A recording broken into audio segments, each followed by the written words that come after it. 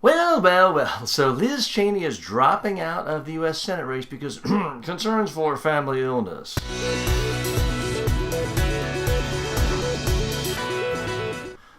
Folks, I wish the Cheney family happy health, don't get me wrong.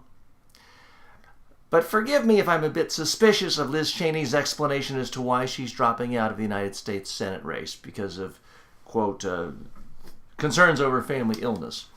I suspect the family illness is depression, and I suspect the family member that has this illness is Liz Cheney. She's depressed over the fact that nobody likes her, and nobody's going to vote for her, and she has no support, and her campaign is increasingly being seen as a joke.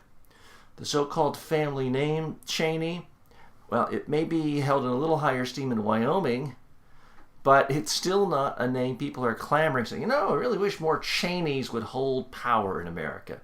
That's just not something Americans are saying in general. It's not something that people are saying in particular in Wyoming either. So Liz Cheney, it's not that incumbent Republican senator is so great, but the last thing anybody needs is more Cheneys in power.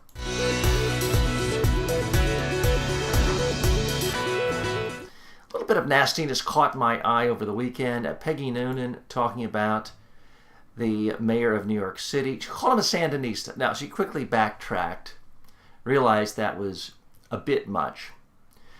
But I am disturbed because it's a trend. It's a long-going trend in America where conservatives say that any Democrat, you can be a conservative Democrat if you're 1 inch to the right of the Republican. Imagine a political spectrum from 0 to 100, and 0 is extreme conservatism. 100 is absolute Stalinistic communism. We have a whole lot of people in America who are the 20 to 50 range. We forget 70, 80, 90, 100. We don't even have that in America. But we have a political spectrum that's kind of in the 0 to 50 range. And Republicans and conservatives have a nasty little habit of saying, okay, here's this Democrat. He's a 50 on the 0 to 100 range. We're just going to call him 100 and call him a communist or a Sandinista.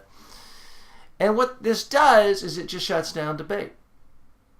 Because conservatives are so good at brainwashing people into saying, this opponent is just so beyond the pale. We don't even have to actually look at the particular policies in dispute.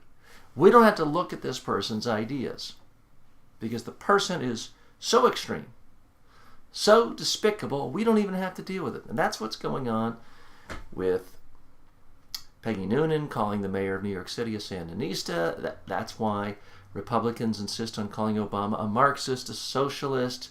We don't have to really look at the nuts and bolts of Obamacare because it's socialism, and we all know that's evil. So you don't have to consider it. That's what shuts down debate in America, and it's what is in fact destroying democracy. Now, there's always been name-calling in politics, but what's happened here is a whole systemic way of delegitimizing all moderate policy ideas, all moderate politicians in America, and that's the real problem.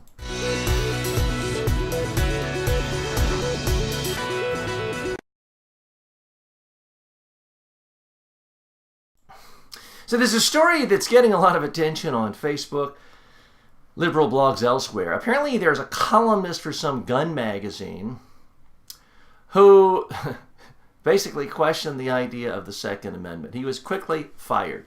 And a lot of liberals are like, oh my gosh, isn't that awful? This isn't, I'm not going to be a hypocrite. I'm not going to be like conservatives are. I'm not going to call this censorship. It's not censorship because the government didn't fire this guy. This is the editors, the publisher of this magazine saying, we don't like this guy's idea, and we don't think his ideas resonate with our audience. Well, I can't blame them. And, look, folks, if the Catholic Church has as its primary spokesperson someone who says, you know what, I really don't think God exists. This is all a bunch of hokum. I wouldn't be surprised if they fired that guy. And that's reality. That's called making editorial decisions. That's called, the free market media world being able to decide what they want. So I don't, believe me, all the problems we have with guns in America, the fact that some gun nut magazine doesn't want to have someone who isn't as enthusiastic a gun nut be a columnist, that's not one of our big problems, folks.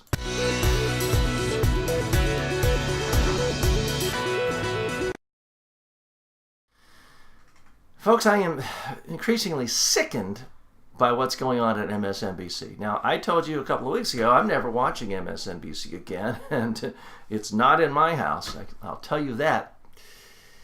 But this continuing saga over Melissa Harris Perry having presided over a talk show where someone mocked the Republican Party and in the process talked about how gorgeous Mitt Romney's grandson is one of the most bizarre, sickening things I've ever seen in my entire life. The idea that this is an issue at all is absurd.